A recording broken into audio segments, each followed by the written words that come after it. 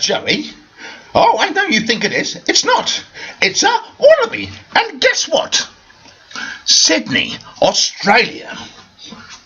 A wayward wallaby disrupted downtown traffic by bounding across the Sydney Harbour Bridge last week with police in pursuit.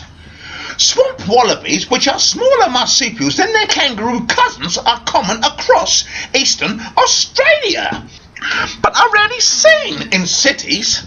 The terrified wallaby hopped across the 8-lane traffic bridge an hour before sunrise, then turned onto an expressway and headed toward the Sydney Opera House. A police officer in pursuit finally captured the wallaby near the Sydney Conservatory of Music and wrangled him into a horse float. Police Inspector Kay Smith said several police cars plus horse handlers from the police mounted unit had responded to the wallaby alert. When police arrived, the wallaby refused to obey police directions and initially evaded us. It took 6 officers to nab the macropod, including the horse handlers, who tried to calm it down. It was a very unusual job for a city police officer to be chasing a wallaby down the harbour bridge. The officers involved will more than likely never be given a similar job at any time in their future career with the police. The wallaby was lucky it didn't try this journey an hour later at 6 a.m. local time, when traffic would have been far, far heavier, Smith said.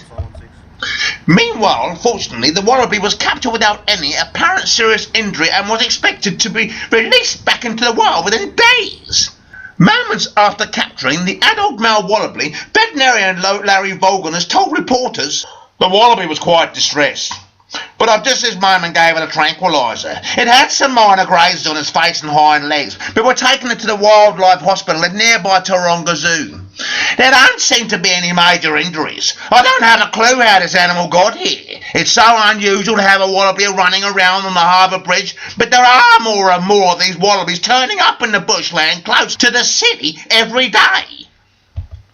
A motorist known as Ray told Sydney Radio 2GB of his surprise at seeing police officers with flashing lights pursuing a wallaby. Ray said, "I'm from the bush.